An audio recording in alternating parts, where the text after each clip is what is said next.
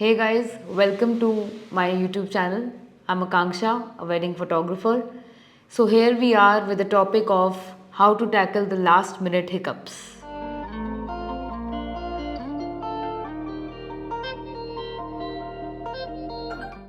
Being a wedding photographer, I have learned a lot of struggles and different experiences. So, from that, I'm gonna share few of my experiences and how I dealt with them. So, the first thing, always first comes first, is that you should have a contract, a wedding contract. It's very important. If you do not have a contract, people can question anything about you. But अगर आपके पास contract है तो आप उसमें point wise अपनी सारी problems को define करके लिख सकते हो सो दैट क्लाइंट भी अवेयर है कि ये होगा तो उसका रेपरकशन ये होगा. For an example, if it's a destination wedding and you're traveling by flight or maybe train or maybe a roadways, so you have to mention that due to weather or any natural calamity which is landslides, earthquakes, thunderstorm or any natural derailment due to airline or due to the train facility or due to road issues, client आपको ये नहीं कह सकता कि मुझे आपसे shoot नहीं करवाना या फिर वी वोंट पे यू और anything like that, because that is not in their hands और ना ही वो आपके हाथ में है. तो ये चीज़ सबसे ज़रूरी है. जब तक ये लिखा ही नहीं है तो कुछ हो नहीं सकता. सेकेंड चीज़ आती है इक्विपमेंट्स. ये बहुत ज़रूरी है कि हम अपने साथ शूट पे कौन से इक्विपमेंट लेके जाते हैं, कितने लेके जाते हैं और उसका बैकअप है कि नहीं है. जितने भी इक्विपमेंट्स हम लेके जा रहे हैं हर एक फोटोग्राफर के लिए, हर एक छोटी सी बड़ी चीज़ का हमारे पास बैकअप होना चाहिए. छोटी चीज़ मतलब एक छोटी बैटरी या फिर एक SD कार्ड. बड़ी चीज़ मतलब proper camera with the body and lens. तो हर चीज़ का जब बैकअप होगा, अगर बाई चांस एक लेंस गिर के टूट जाए या फिर एक कैमरा टूट जाए, आई नो बहुत मुश्किल है ये बात सुनना और डाइजेस्ट करना, but these things have happened with us. तो मैं उसी बेसिस पे आपको बता रही हूँ. लेट्स सपोज अगर आपका एक 50 mm का लेंस है और अगर वो गिर जाए और आपके पास अगर बैकअप लेंस नहीं है और आप बारात शूट कर रहे हो,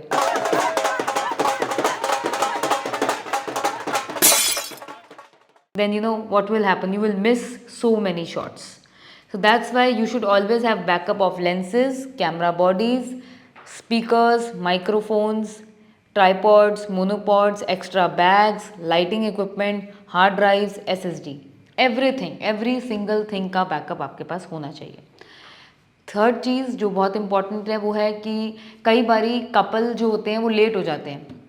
जैसे आपने उनको बोला है कि हर इवेंट से पहले हमें 1 आवर या 2 आवर्स का शूट करना है, कपल शूट करना है, और वो उस टाइम पे नहीं पहुंचते हैं, उससे लेट हो जाते हैं या फिर ऐसा होता है कि वो कहते हैं हम बाद में करेंगे शूट.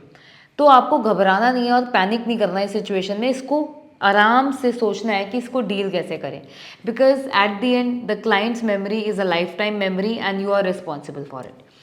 तो आपको आराम से क्लाइंट से बात करनी है. पहले आप ट्राई करो कि अगर वो आपको 1 घंटा डिवोट नहीं कर सकते तो क्या सिर्फ 15 मिनट्स दे सकते हैं या 10 मिनट्स भी दे सकते हैं, ताकि आपके पास 2 शॉट्स हों जिसमें वो एकदम फ्रेश लग रहे हो. एंड देन बाकी सारा शूट आप बाद में कर सकते हो, सो दैट उनके पास भी वो मेमोरी है और उनको भी आपकी वैल्यू रहेगी कि इन्होंने मुझे गाइड किया कि इस टाइम पे फ़ोटो लेनी चाहिए. Because at that particular time they won't be thinking about photography only.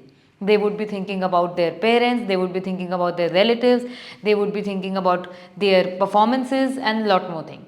तो ये मत सोचना कि सिर्फ फोटोग्राफी ही सबसे इम्पॉर्टेंट होता है पूरी शादी में, बहुत चीज़ें इंपॉर्टेंट होती है.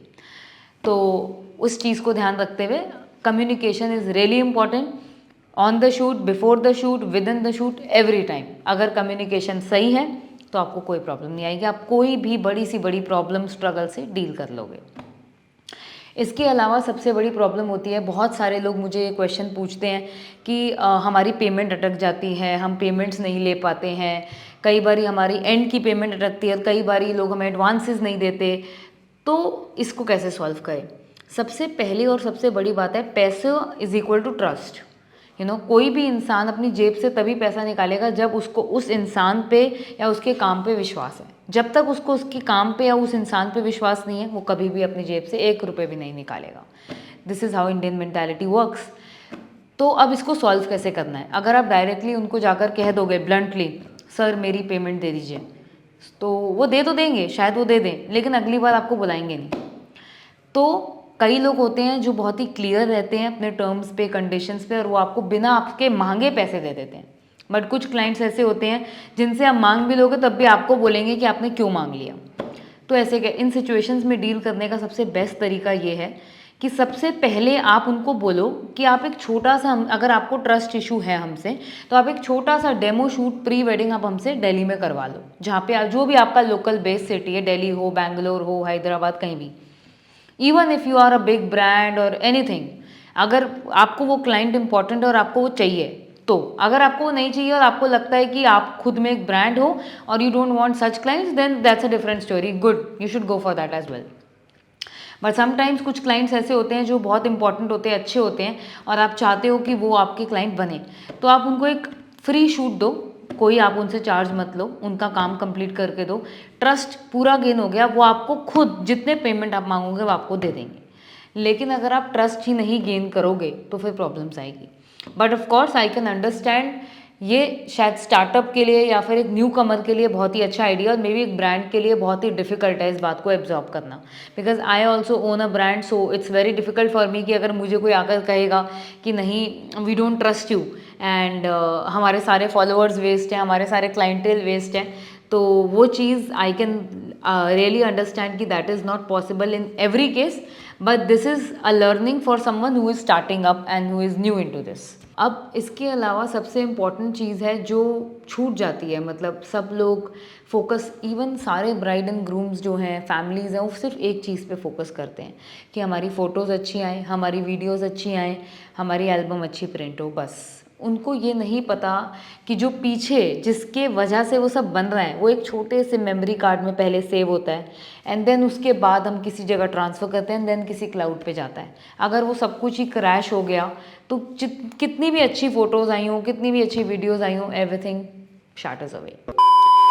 Of course there are situations जिसके अंदर वो आपके हाथ में, आपके कंट्रोल में नहीं है। फॉर एग्जांपल, कोई क्लाइंट है जिसका 5 साल 8 साल पुराना डेटा है और वो आपके पास पड़ा हुआ है, बट वो हार्ड ड्राइव जो है वो वर्किंग कंडीशन में नहीं रही due to a hard drive issue, तो वो तो आप कुछ नहीं कर सकते। बट अगर आपका कोई भी रीसेंट क्लाइंट है विद इन अ ईयर और उसमें ऐसा प्रॉब्लम आ जाता है, तो it means you are stupid and you have to think about it that you have done something really wrong, और वो गलती कभी रिपीट नहीं होनी चाहिए, क्योंकि वो लाइफ की सबसे बड़ी गलती बन जाएगी। It would be a big regret for your whole life. इसको सॉल्व करने का बेस्ट तरीका है, वो मैं आपको बता देती हूँ, कि जब आप शूट पे जाते हो तो आपने एक हार्ड ड्राइव या एक SSD जिसमें भी आप कॉपी करना चाहते हो, आपने वो एक आप अपनी तरफ से लेकर गए हो, एक आप क्लाइंट से भी ले लो उसकी तरफ से, ठीक है। और अगर कोई क्लाइंट्स हैं जो क्वेश्चन करते हैं कि हम आपको क्यों दें, आप हमसे कॉस्ट ले रहे हो, तो आप उन्हें एक्सप्लेन कर सकते हो कि this is a raw data for your life time backup, we will only save backup for 1 year, 1 year के बाद हम हटा देंगे, तो उसके बाद आप किससे लोगे, तो आप उसे बताओगे, उस वो हार्ड ड्राइव आपको इवेंट पे देगा। आपने अपने SSD में भी कॉपी किया, उनकी SSD में भी कॉपी किया, और अपनी एक एडिटर SSD में भी कॉपी कर लिया शूट पे ही, तो आपके पास 2 बैकअप हैं और क्लाइंट के पास 1 बैकअप है जो आप उनको दे आए। हो सकता है कि आप जब वापस आ रहे हो और आपका, मतलब गॉड फॉरबिड, एक्सीडेंट हो जाए और वो डेटा क्रैश हो जाए, तो एटलीस्ट यू हैव क्लाइंट जिससे आप वापस जाके डेटा मांग सकते हो और उनका सारा कुछ आप क्रिएट कर सकते हो, और आपके पूरे पैसे आपके भी सेव्ड हैं, उनकी भी मेमोरी सेव्ड है। तो इसलिए जितने ज़्यादा बैकअप्स और जितनी डिफरेंट जगहों पे वो बैकअप है, एक और पॉइंट है इसमें, इट्स नॉट अबाउट बैकअप कि आप 3 बैकअप अपने ही घर में रख दो, नो। अगर आपका एक ऑफिस एरिया, एक आपका घर है, एक आपका अगर बिजनेस पार्टनर है उसका घर है, आप 3 जगह बैकअप रखो, ताकि अगर कहीं फायर भी लग जाए तो दूसरी जगह बैकअप है। और सबसे बड़ी बात, ये मैं आपको सिर्फ हार्ड ड्राइव का केस बता रही हूँ, if you can afford the cloud space, और अगर आप NAS अफोर्ड कर सकते हैं then obviously go for it, but I think archiving in NAS is a bit difficult, because अगर आपको 5-6 ईयर्स पुराने क्लाइंट्स भी उसमें रखने हैं तो it would take a lot of storage, तो उस केस में hard drives are better, and then new clients के लिए you can of course afford a NAS। So these are, but again NAS भी क्लियर बताता है कि मैं भी 100% सिक्योरिटी नहीं दे रहा कि मेरा डेटा सेफ है, तो nobody in this entire world would ever tell you that your data is safe है। So you have to be safe yourself and also save your equipments and your data, that's it. Thank you so much for watching this video, and do like and share and comment, And if you would like to add something in the comment section about the next video on which topic I should make, please mention that. Thank you.